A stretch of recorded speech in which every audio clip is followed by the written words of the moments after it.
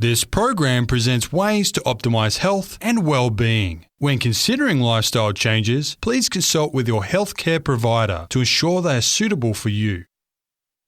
Hello and welcome. I'm Kaysie Vokurka. Ronald Reagan stated that we will never recognize the true value of our own lives until we affirm the value in the life of others. Yes, recognizing the incredible value of every human being is a key part of restoring relationships. Stay tuned as we discuss this and more tools for recovering relationships.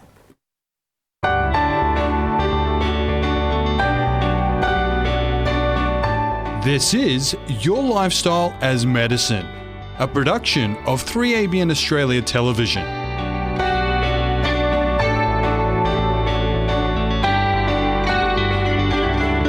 It's wonderful to have you with us on this program where we explore ways that you can shape your lifestyle as medicine. In the last few programs, we've been talking about conflict and control in relationships and how this affects us. Today, we'll talk about some practical skills and strategies that are vital for recovering relationships that have become unhealthy. Health psychologist Jenifer Skues is here to lead us through this topic. Thank you, Jenifer, for joining us once again. Thanks very much, Kaysie. Yes, now it's very interesting. Relationships are something that can very easily deteriorate, it seems, and especially these days. And you're dealing with this all of the time. And I'm wondering, from your experience and expertise, what do we need to understand in order to grow healthy relationships? Well, I think we need to first know that we have a problem instead of blaming the other person. So coming back to what they did was wrong, but how we respond can be wrong. So it's taking charge of ourselves and having a look at what we can do. And I've had to do this journey. And even now, if I'm tired or a bit flat in mood or whatever, I can be irritable, I can react to people. But if we own it and, as you said, value the other person, they're of great value to me. That's why I'm in a relationship, and I then need to own my part in it as well. So seeing it as a two-way relationship. I think also understanding that we can change anything we want to at any time, because the brain changes and grows. Until the day we die, your brain will be growing, making new cells we can use. Okay? The trick is looking at what do I need to change and how can I change it? And this is where it's a personal journey of identifying, and skills has to do a lot with it. Yes. We were, I say we were dragged up. We weren't necessarily trained in relationship skills. And that's part of the culture. It's part of what our parents went through, the times they were in. So it's not about blaming. It's about going, okay, well, this is where I've got in my life, and we've looked at timelines and, how stressful it is. So this is about what can I do to change it? And that is the challenge. Yeah, so it really first starts with having an open mind and readiness to change and be willing to grow, and look for the gaps that may have been in our training or upbringing where we haven't quite gained all the skills we could have to help the relationship thrive. Absolutely, yeah. So this is about learning and what skills do we need, and there are several areas of skills that are totally beneficial to recovering from controlling relationships, and to then make it to stand up to be able to not be controlled by them. Yes. And this depends on how controlling the person who's in control is. If they are physically aggressive, I suggest that people really rethink why they're in the relationship, because the fear is if they now use the skills I'm teaching, they might get hit. They might be more abused because that abuser wants control. So it comes back to, are two people in a relationship willing to work at it? And if not, what can that person do? And depending on the nature of the relationship, if it's things like emotional blackmail or guilt or things like that, it's much easier to set boundaries. But we've got to identify the dynamics. What is it that is controlling me? And that's where I'll help people do that. But often people know. They come and say, oh, I always feel so guilty, and they tell me off and this and that. So we've already got things to work with. This is the personal inventory. what are my relationships like? How do they affect me mentally, emotionally, even physically and spiritually? And do a bit of a stock take, and then have a look at how can I apply the skills that we're going to talk about here. Yeah, that's a very, I think, valuable and important reference point to just think through and say, okay, let's get ourselves in this mindset before launching into looking at how that we can improve our relationships. Because I'm sure even the best relationships, there might be ways that we can improve it even that much more to make it more rewarding and more fulfilling. Yeah, absolutely. And there are always going to be glitches in any relationship that have to be dealt with. But it's like when we're in a relationship, we do everything we know, but we don't know everything to do. Yes, that's so true, isn't it? So this is about knowing what else I can do now to improve my relationship. Yeah. And it's for personally, and people have problems with friendships. If we're not functioning well, as I said before, we're going to attract the wrong people in our life. Either we're controllers and we look for submissive people we can control, or vice versa. We have no control, and therefore we find someone who was going to control our life. Initially, you often think they're strong people, but in actuality, they're controllers. It's not until it's further down the track the person feels controlled. So this is about how can I do that? We have looked at some of these strategies before in probably, I think, in our last one we did on relationships. But I'm going to revisit it more just to give the overview of boundaries, because a boundary sets a limit. So when you're feeling unsafe, what are the limits? What is it? What's happening here? Am I letting that person in the door and I'm not putting up that boundary, and therefore they do walk all over me or they control me? Or is it that I've got a brick wall up now and I just keep everyone out? So they're the extremes. So this is about how can I find the balance, and that means you have to have a voice and be able to do it. One of the most important things is with boundaries, it's like, see it as a fence and a gate, and what's your fence and gate like, and how can you open the gate, let people in, but keep them out if you need to. That's important. But it is three prongs to it, and one is, what are they doing? Their behaviour. Identify their behaviour. How's it affecting me, and what would I like them to be like? What would I prefer? Because when you do that, and you don't always have to use all three aspects, you can just point out the behaviour and go, oh, yeah, I know I do that, and they'll change. But someone who's a real up there controller will deny it or put it back onto you. Their defences kick in. But you do that, and so you then back off. So it is a skill. Don't go away defeated. If you try to set a boundary and it doesn't work, go away and learn from it. And then if you do set a healthy boundary, and that's looking at the limits, what you want them to do, and they keep controlling or they keep ignoring your boundary, then what you have to do is give a consequence, a fair consequence, not one that you're not going to keep. And I mean, children are a prime example. Say you get a child who likes to leave their clothes lying around in the bedroom, and after a while their bedroom looks a bit like a tip and they don't put anything in the wash. And a lot of parents come with that one. And that you're going to set a boundary. So you have to maybe discuss it with the child, let them know the problem and what you're expecting, but be realistic. I know, I will help you initially clean up your room, but then I would like you to keep it clean, and let's have a look where you have to put everything. Now, if they still ignore that and they keep just dumping stuff, it can be school bags, lunch bags, you name it, their room becomes a bit of a dump, then there has to be a consequence. And what I suggest to parents, because this is about their relationship, is, okay, if you do that again and you don't clean it up, I'll be taking everything that's yours, or I won't be washing anything, you're going to have to wear dirty clothes. Or if it's all the toys, I'm going to put them in a gar bag and take them away until you're ready to clean up. So you've got to set a fair consequence. And I mean, I'm giving that one because it's a good example. It's harder with adults. I have done things like when where I've removed something if they ignore me. So it's finding a fair consequence and discuss it with the person if it's a fair enough thing. But you're not going to set a consequence with someone or even a boundary that is someone who's quite violent. And we do have those extremes. So then you have to think about it differently. The boundary has to be to protect myself. Yes. Yeah. Yes. And you've tried to resolve things and it doesn't work and you end up worse off. So you then have to work out, what am I going to do? This is an awful relationship. And often then the woman will leave. And it is World War, unfortunately. But that, again, is the extreme end. I find most relationships use a lot, as you said, you can do to bring about a happier, more open relationship.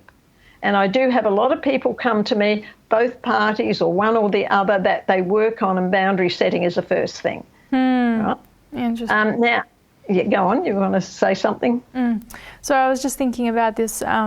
When you go through the setting the boundaries, what is it that would be the first thing that people would, I guess, need to contemplate in the relationship to know where to start? Because obviously it's very, there's like you could go real hard, you could go really light. Like, okay. How do you figure that out?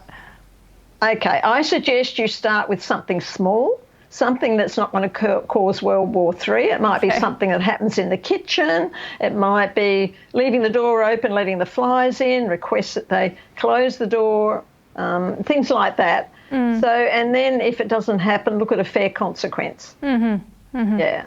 Yeah, okay, so you're basically giving the signal that to the other party that you're not going to let them walk over you on this, and you're going to just give that message a little bit first, and then if that doesn't get through somehow, it might get a bit louder in terms of the message. You can be a bit firmer and say, look, I've already asked you this, what's the problem? Yeah. Question them, ask a question. Is it too hard for you to put the, your dirty dishes in the sink? I mean, they're simple things. Yes. And what is the problem here? And then you have to deal with it. But people think, oh, she won't do anything or he won't do anything. He never does. So they ignore the boundary. And that's where you have to then go the next step. It is a skill. It's a skill. And because it's a skill, like some people I think would find it very hard to even think and initiate the step of setting a boundary. Like, how does a person understand what they have to do to get to the point of actually setting a boundary? Like, what kind of frame of mind do they need?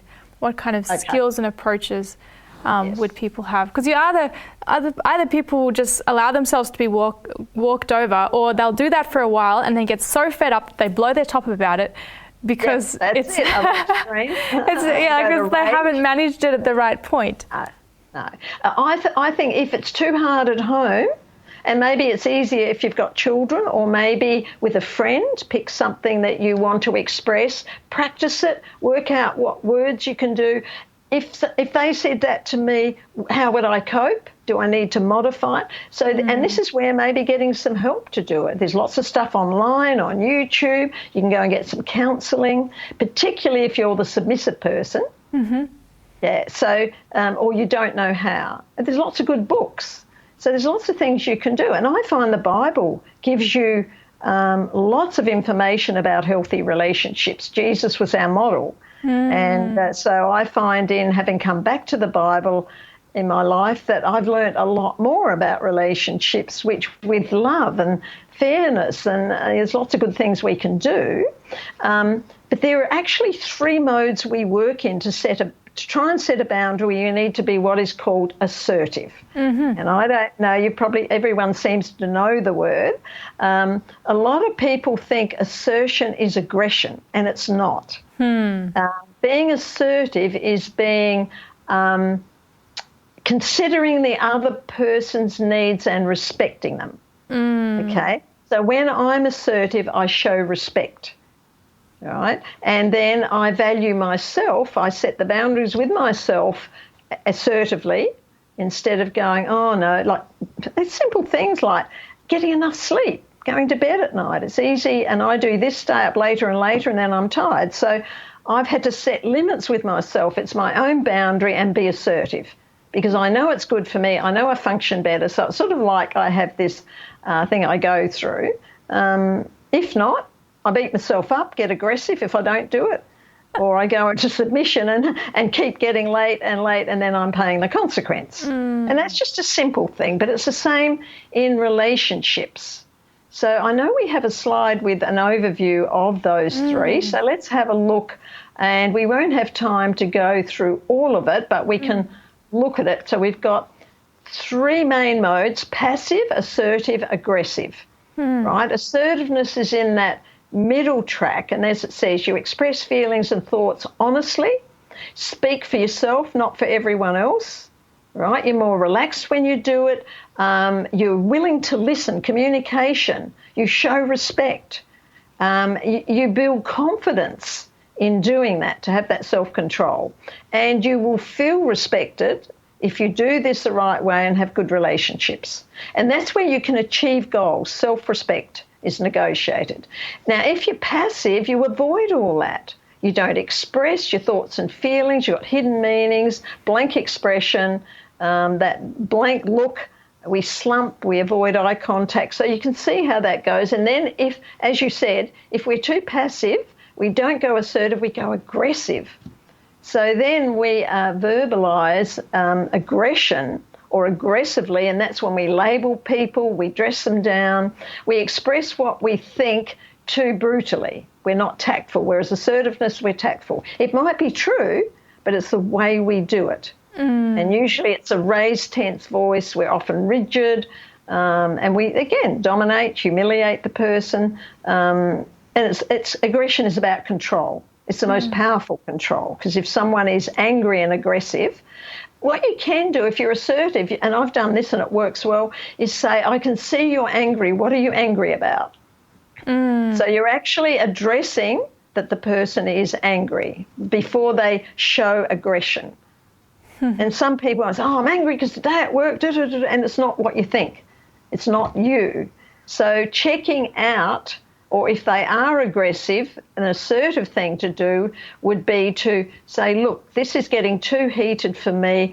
I'm going to go and calm down. I'd like you to go for a walk or whatever. And they might have an agreement that if it gets too heated in the relationship, they'll spend time apart. And I had one couple who had a signal, and the signal was Geronimo. So if they were feeling uncomfortable and that they were being controlled, it was Geronimo, and both of them would go to their corner, basically. And it worked really well. They resolved things, and they'd calm down, come back and look at it. So it's a team effort. You have to have two people want to do it, and that's where then the other extreme is the person doesn't want to do it. You know, they want to have control, and it doesn't matter what you do, you'll be browbeaten.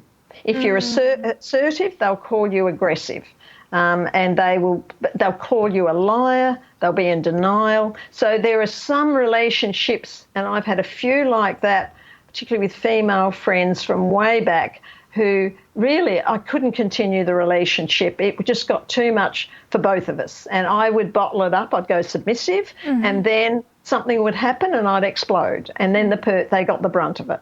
So I wasn't healthy in that.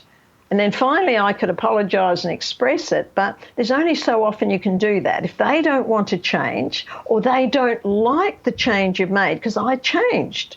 I changed when I became a psychologist in how I function, when I became a Christian, and not all my friends like that. Or they expected a lot of me because of those roles. And I'm human, you know, like everyone else. I have my ups and downs. So, and that's where the physiology comes in, whether we slept well, whether our blood sugars are balanced. You know, that's a whole topic on itself. I do a whole thing on food and mood, because that's what it takes. We need that physiological and mind balance to be able to do this assertively. Yeah, and it's very interesting looking at those with the chart, with the assertive, the passive, aggressive, how that it seems like key values and principles are being worked in with the assertive mode, because I noticed the word respect in there, self-confidence, value and respect for others, honesty, that's another one there, you know, self-control. Like these are all key principles, moral principles even, that are being worked into that mode of assertiveness. And I'm just wondering how much learning and being very familiar with those principles may help with developing that ability to be appropriately assertive in relationships. Well, I think this is where being that bit of humility, learning to forgive people, regardless of who started or who, and I find if someone does something and I react, instead of attacking them, I own my reaction and go, I'm really sorry I reacted that way. And then they go, oh, well, I used to get at home, oh, well, I started it. And then we can negotiate, we can talk and diffuse the bomb. So I think having that is really important. It's not being passive, it's being honest. Right? And this is where we need to set a goal, and that's why I'm encouraging people, if you're not confident, start small. Build confidence. Start with something little, or even rehearse it. So when they do something that is uncomfortable for you and you don't know what to say or how to say it, once you work it out, rehearse it in your head, go over it. Now, if they do that again, this is what I need to say. And keep doing it until you feel confident, and you'll feel you program it in the brain and something will happen again and you can say it. Right? So there are different tools. Yeah, that's very useful, especially I think because people would find it certainly sometimes quite daunting to even make the smallest move to stand up for themselves, because they've been so accustomed to maybe being browbeat. Yeah, exactly. And so I like that approach of just saying, okay, what little step can you take, and then build on it so you can build that skill and the self-confidence and just that ability. And that's having the toolkit. Now, if we don't do this, it affects our value and worth. And this is where we go into decline. We don't value ourselves, we can't value other people, and we compare with others constantly, and we're never good enough. Right? So, and that means we won't have confidence to do this, because we're not good enough to do it or whatever. And there are terms that we hear now are self-worth and self-esteem. But if we're not careful, it can be too much focused on self. So I look at it as worth and esteem. The world talks about having self-esteem or self-worth, and just tell yourself you're a lovely person, you're a good person, and it doesn't work that way. You have to believe it.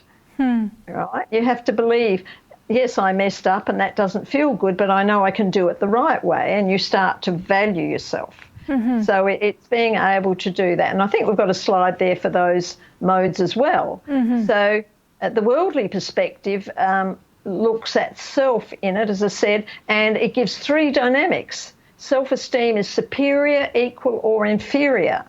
Right? We want to be equal, but does that mean that it's healthy? We need to be equal with the person and see them as an equal, and that again is biblically based. But often we go superior and inferior. If you feel inferior, you're not good enough, you're lesser than, you're a lower rank, the controller will want to make you feel inferior. They want to be superior.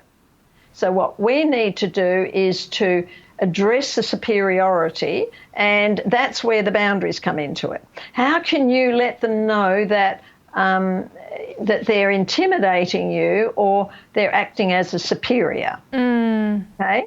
And this is where we then go from self-esteem. Self-esteem is usually based on comparing with others. Self-worth, or the worth, is about valuing ourselves. So if we so there it is, confidence in personal value and worth as an individual, but it depends on self-esteem. So if I'm not esteemed well, I'm not worth anything. And that is how the world sees it, right? But if you go to the Christian perspective, we're meant to have value and esteem. We're meant to have esteem and worth. Jesus esteems us highly, or he wouldn't have come and died on the cross for us. Yes. Right? He loves and respects us. We need to appreciate and respect ourselves, and if we do the wrong thing, this is where if we go and apologise, we do that sort of thing, our esteem improves again.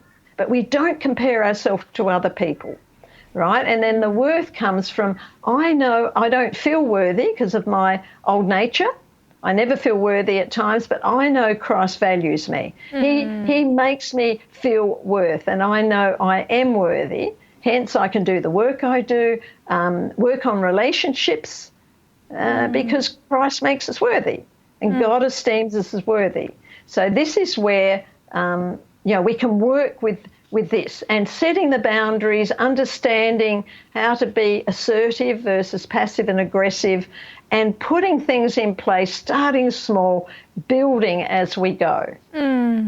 Yeah, I really like that breakdown of the difference between the idea of self-esteem and just esteem, because it really showed how when you have the esteem from a Christian's perspective, it's solid. Like, it's not going to change depending on your own feelings or perspectives or what others say about you. Like, it's constant. So that's something we can depend on regardless of the ups and downs of life, and it will carry us through. Yeah. It's how God sees me that's vital. Yeah. Because if he esteems me and he gives me worth and value, the Godhead does, so that means if someone puts me down and I've done the wrong thing, I can own it, apologise and resolve it. We have a healing. Yes. Right? Because I know my esteem and my value is intact, which is part of what you said. So that's highly valuable. There's a very good little snippet by a man by the name of Toby Mack. He's a Christian man, he's a musician, and I often see his postings on Facebook. And he has a saying, and I know we've got it there. He says, our self-esteem comes from who we are before God, not what we do before men. And I think that puts it in a nutshell. And I'd say our esteem, he sort of looks at self-esteem because that's the usual term, but that's fine. He means our esteem. So it's remembering God values us. He loves us. And then we also, there was a very good Bible verse that we're looking at. And there's so many good Bible verses. This is in Jeremiah 31, verse 3. It says, the Lord has appeared of old to me, saying, yes, I have loved you with an everlasting love. How secure is that? Therefore, with loving kindness, I have drawn you. So love draws you. If someone loves you, you're drawn to them. And God loves us and draws us to him. So that will help us set boundaries and heal relationships and do all of it. Absolutely. And I like how that verse points out that his love is everlasting. There's no end. There is no end. It's constant. Like, it's always there for us, and that's something that can give us so much stability in our own self.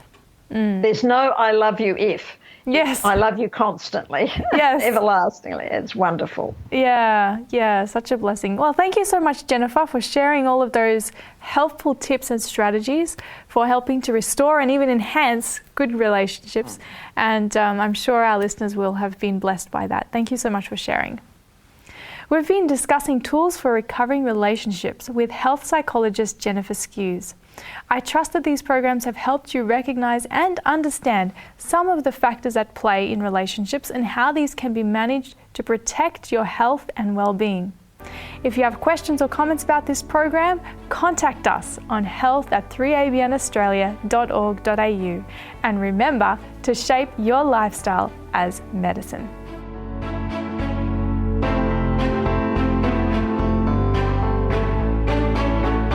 You've been listening to Your Lifestyle as Medicine, a production of 3ABN Australia Television.